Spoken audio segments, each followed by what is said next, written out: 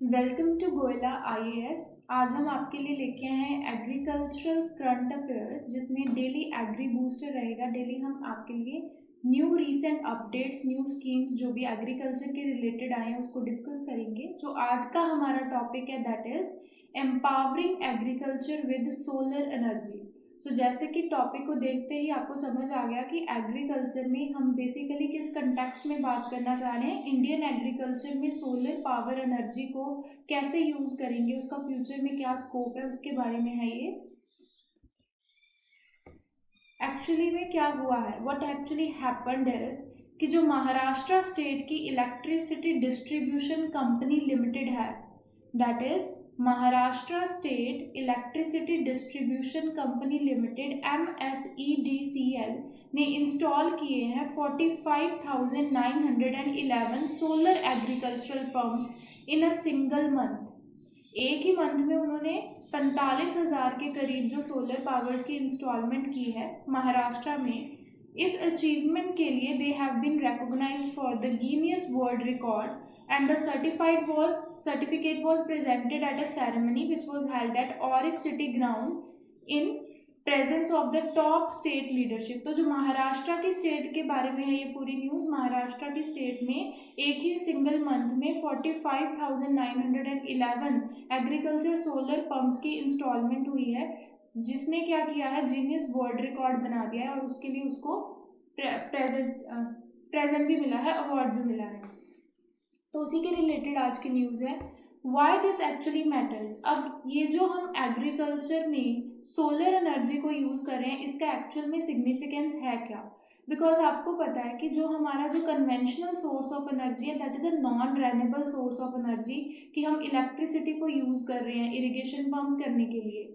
लेकिन जो solar energy है वो क्या है, एक रेन्यूएबल सोर्स ऑफ एनर्जी है, जिससे क्या होएगा, हमारे इन्वायरमेंट पे होने वाला जो हार्मफुल इम्पैक्ट्स थे, क्योंकि जितनी भी हम इलेक्ट्रिसिटी जनरेट कर, इलेक्ट्रिसिटी से हम जब इरिगेशन को जनरेट कर रहे हैं, इरिगेशन को पंप कर रहे हैं, उसके काफ़ी सारे हजार्डस इन्वायरमेंटल इम्पैक्ट्स है, जिससे हमारा इकोसिस्टम डिस्टर्ब हो रहा है। तो जो सोलर एनर्जी है वो उसका फ्यूचर में काफ़ी स्कोप है, because it will ensure the irrigation security to the farmers who are very small scale, marginal जो फार्मर्स हैं उनके लिए सोलर एनर्जी क्या करेगी, एक बूस्टअप की तरह वर्क करेगी। It will support the livelihood in small and marginal farmers and it demonstrates the capacity for the large scale implementation, and it shows that with good planning and execution massive renewable energy deployment is possible in short time। तो इसी news को अगर हम discuss करें तो 45,911 solar pumps उन्होंने एक ही month में लगा के दिखाए हैं। तो इससे शो होता है कि when you execute a plan with a full devotion तो वो पॉसिबल है इन शॉर्ट टाइम। अब ये सोलर एनर्जी से होगा क्या, एक तो रेन्यूएबल सोर्स ऑफ एनर्जी है, जो मेंटेनेंस कॉस्ट है वो भी कम आएगी, प्लस जो हमारे इन्वायरमेंट का जो मेजर कंसर्न है, बिकॉज आज के टाइम पे क्या है, we have to move toward a sustainable agriculture, because हमने क्या किया है, अपनी इकोसिस्टम को कम्प्लीटली डिस्टर्ब कर दिया है। तो उसका एक सोल्यूशन है, क्या है, solar agricultural pumps, installment of the solar energy. Now अब एक अगर हम कंपैरिजन करें कि हम जो पहले कन्वेंशनल सोर्सेज ऑफ एनर्जी लगा रहे हैं, जैसे जो हमारे ट्रेडिशनल पंप्स हैं, जो हमारे एनर्जी सोर्सेज हैं, वहाँ पे एक्चुअली हो क्या रहा है, वहाँ पे एफ्लुएंट्स आ रहे हैं जो हमारे एयर पोल्यूशन कॉज कर रहे हैं, वाटर पोल्यूशन कॉज कर रहे हैं, इसमें मेंटेनेंस कॉस्ट ज़्यादा आती है और ग्रिड पे डिपेंडेंसी होती है। You have to maintain the electricity grids to generate irrigation. Next is maintenance cost बहुत ज़्यादा है एंड रिलायबिलिटी इसकी कम है as comparative to the solar energy. Plus इसका जो इन्वायरमेंट कंसर्न है कि इससे वाटर पोल्यूशन हो रहा है, एयर पोल्यूशन हो रहा है, हमारे इन्वायरमेंट पे हजार्डस इम्पैक्ट्स आ रहे हैं। तो जो सोलर एनर्जी है वो एज अ बून काम करेगी इन फ्यूचर, एक पॉजिटिव इम्पैक्ट लेके आएगी, हमारे इकोसिस्टम को प्रिजर्व करने में हमारी हेल्प करेगी, प्लस इस पर मेंटेनेंस कॉस्ट भी आती है। सो इसमें एक सिंपल सा ही तो कंसेप्ट है कि जो डे लाइट पे सनलाइट हमें मिल रही है, उसी सनलाइट को हम ट्रैप करके, उसकी इंटेंसिटी को ट्रैप करके हम उसी से क्या जनरेट कर रहे हैं, अपनी इरिगेशन सोर्स इलेक्ट्रिसिटी को जनरेट कर रहे हैं। तो इससे क्या है, इसका फ्यूचर में काफ़ी ज़्यादा जो स्कोप है, because it will give us a one step ahead towards the sustainable agriculture. इससे इन्वायरमेंटल इम्पैक्ट भी कम होएगा, मेंटेनेंस कॉस्ट भी कम आएगी, प्लस ये जो एनर्जी का सोर्स है वो रेन्यूएबल सोर्स ऑफ एनर्जी है, बिकॉज इसमें जो नेचुरल हमारी सोलर एनर्जी है, जो सन है, उसी को तो हम यूज़ कर रहे हैं। वैसे भी आपको पता है कि एग्रीकल्चरल प्लांट्स का जो मेजर सोर्स ऑफ एनर्जी क्या है, सोलर एनर्जी। वही तो हमारे फूड चेन में एनर्जी की फॉर्म में ट्रांसफर होती है from primary to secondary to tertiary consumer. So solar energy जो है एक बहुत ही पॉजिटिव मून है, एक बैकबोन है किसकी, एग्रीकल्चरल इंडस्ट्री की। तो उसी के रिलेटेड आज की न्यूज़ थी, जिसमें क्या पढ़ा हमने कि सोलर पंप्स की इंस्टॉलमेंट हुई है। लगभग 45,911 सोलर पंप्स को एक ही मंथ में इंस्टॉल कर दिया गया है। Now what is the conclusion? अब इस पूरी न्यूज़ में एक्चुअली है क्या कि सोलर पावर सिर्फ और सिर्फ एक अल्टरनेटिव नहीं है, but it is a transformative force. क्योंकि जो सोलर पावर है वो आने वाले टाइम में उसका यूज़ हमें बढ़ाना चाहिए, बिकॉज हमने क्या किया है, जो हम कन्वेंशनल सोर्सेज ऑफ एनर्जी को यूज़ कर रहे हैं, उससे क्या हो रहा है, इन्वायरमेंट पे एक नेगेटिव इम्पैक्ट आ रहा है, जो कि आजकल का एक मेजर कंसर्न है।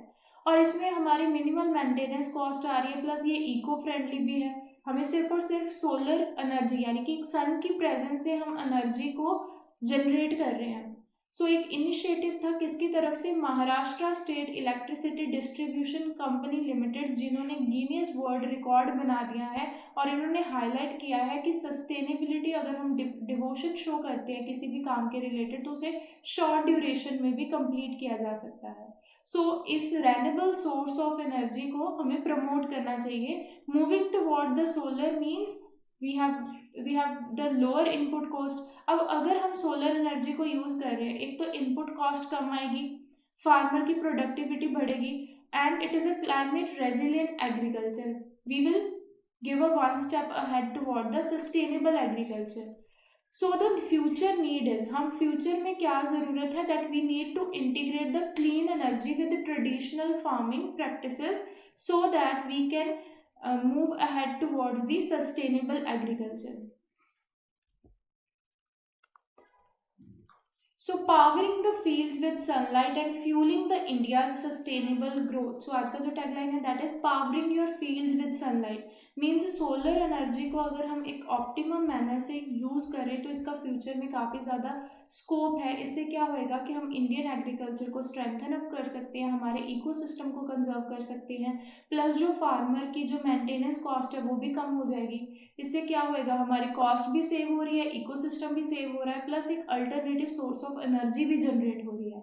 So yes, we should take a step toward the sustainable agriculture, for which we need to switch toward the solar energy. So it's all about today's news.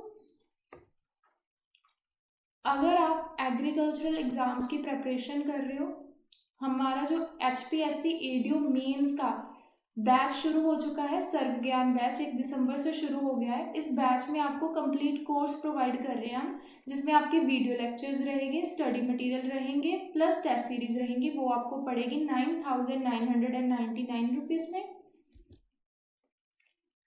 अगर आपको पूरा का पूरा बैच नहीं लेना है, सिर्फ और सिर्फ टेस्ट सीरीज में एनरोल करना है, वो भी आप कर सकते हो। वो आपको पड़ेगा 5,999 में। ऑफलाइन टेस्ट सीरीज आपको पड़ रही है 9,999 रुपीज़ में।